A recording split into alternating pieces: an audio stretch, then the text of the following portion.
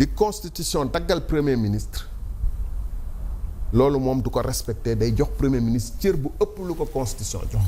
moom loolu de moo ko waxoon moom moo ne ma woon je veux un premier ministre super fort. daf ko jëfee. waaw jël avion présidentiel di ko jox. di tolérer premier ministre di am ay comportement yoo xam ne képp ku ko am moom mi ñuy wax ni moom mooy le garant du bon fonctionnement des institutions dañ ko waroon teg ci yoon. premier ministre attaqué na fi ay magistrats. premier ministre attaqué na président de la république. premier ministre attaqué ay députés. attaqué société civile. attaqué presse. amul kenn ku mu bàyyi. te moom moo ko nommé donc. bàyyil na ko cër joo xam ne. même moom président de la république amu ko. boo ko joxee avion présidentiel muy dem di dox loo xam ne du ci prérogative bu premier ministre coopération internationale. du prérogative bu premier ministre. waxuma nag yeneen détails yoo xam ne vraiment c'est vraiment ridicule mooy président nommé ngeen ne du fi amewu fa président bind ni que premier ministre day ñëw assemblée nationale premier ministre taxaw ne neen non du ñu ñëw parce que bis boobu di ngeen tal leneen président fekk si ko ci dissoudre assemblée nationale mooy président wane na que le vrai patron c'est lui. c'est le il faut qu'on se dise les mots. Le président a montré à un moment donné que le vrai patron c'est Sonko ba am ñu koy théoriser ñu mel ni ay doyen Alioune Tine ak ñooñu di ko théoriser il faut ñu wax parfois pour mu fàttali rek waxuñu pour xarab ko donné mu nangu ko man je pense que le poste est trop grand pour lui parce que ku nekk 14 ans derrière quelqu'un lu mu la def loo nga def ko boo bëggee ñu wëlbati les kii foofu Sénégal les rôles day compliqué Sénégal dañ juum ci côté boobu noonu Diomaye mooy Sonko mooy Diomaye ay slogan rek ñu gëm ko comme bu ñu la nee boo taree ñetti di ayatul kursi def nii rek boo nelawee yooyu amul dee bon ayatul kursi bi am na mais Diomaye mooy Sonko ak Sonko mooy Diomaye mais débat démocratique amatul woon entre 2021 2024 da ngay aligné wu ak ñoom wala ñu aligné la fusillé la. moo tax intellectuel yu bëri bëggatuñu wax. borom xam-xam yu bëri bëggatuñu wax moo tax moom ba mu ñëwee. xam na lu koy xaar muy bàyyi.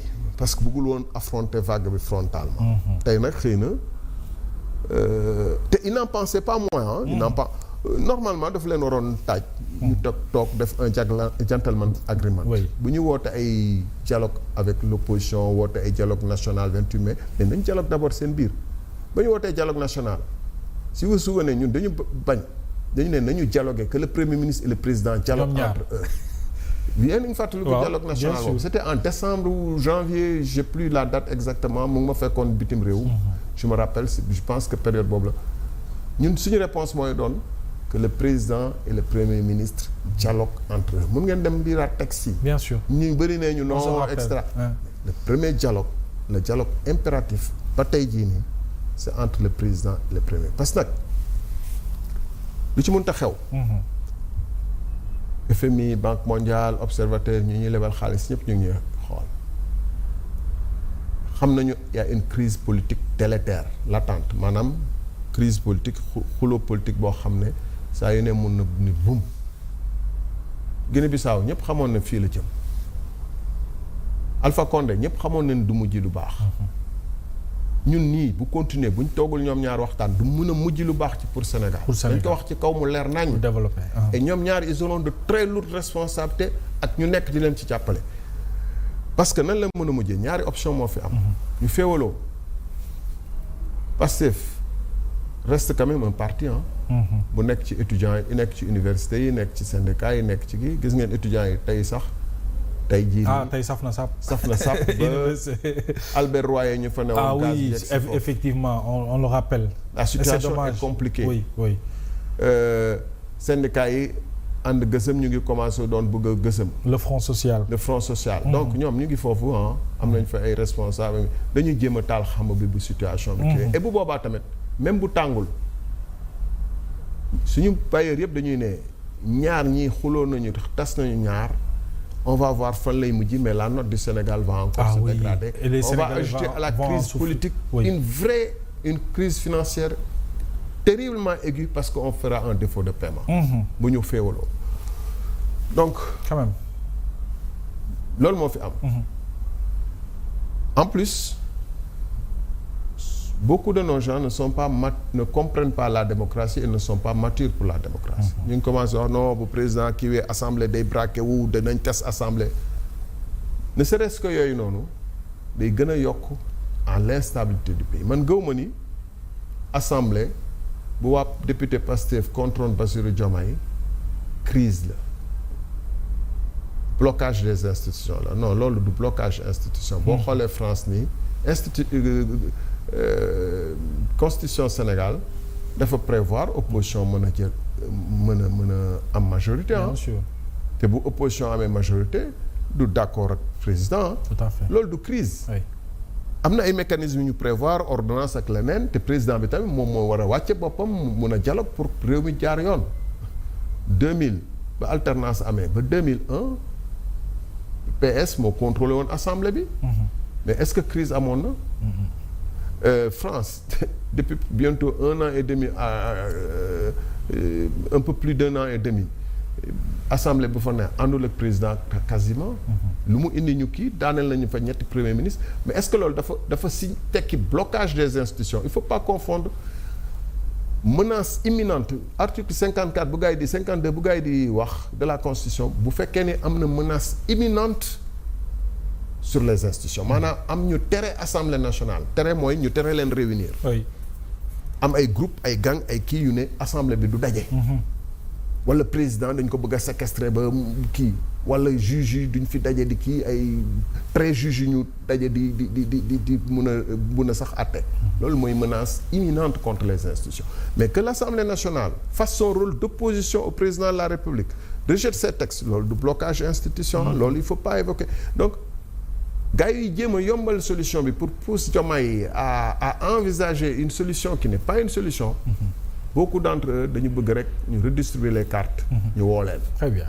réew mi nag fu ñu toll nii. dañu war a réfléchir def prospective xool bu lii amee lan moo ci topp loolu bu amee lan moo ci topp c'est important surtout. xool toutes les possibilités. Tout à fait. bala ngay addu di naan. nañ def solution bi y'a qu'à faire ça. quand même alors ñu ñëw nag ci dossier bi nga xam ne yitteel na Sénégalais yi parce que ñu ngi koy suivre de très près président muy mbiru Azer.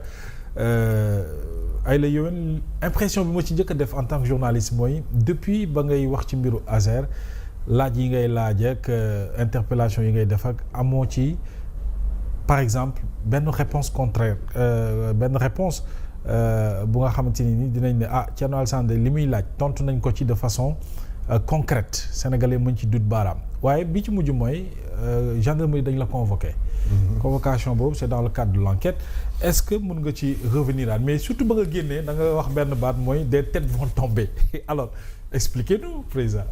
waaw bon xam nga ñàkk tontu la. waaw. bu ñu la newee 37 milliards de francs CFA réer na du man maa ko wax Banque Santander moo ko wax bind leen. ne leen ka ngeen waxoon nañ ko jox pour mu liggéeyal leen yéen a wax yéen a tànn kooku ne leen signé ak moom contrat.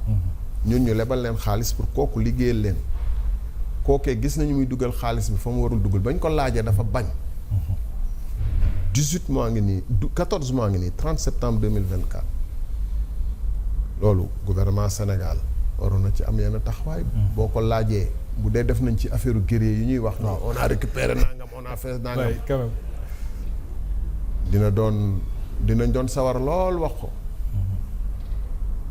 waaye kenn déggul ñu wax ci àddu ci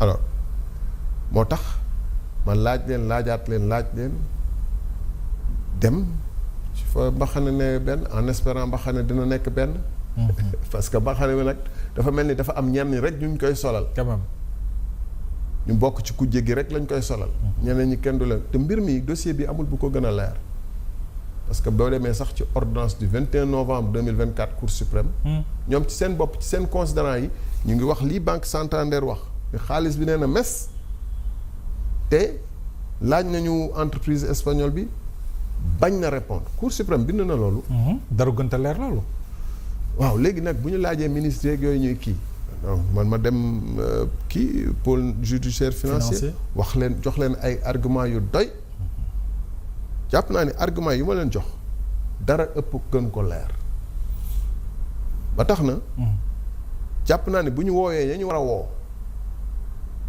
DG ARCOP ba nekkoon foofu ci jamono yooyu ak ba fa nekk tey ak membre CRD parce que damay fàttali ni ARCOP du DG bi mooy jël ay décisions dañu am comité de règlement des différends boo xam ne dafa am représentant wu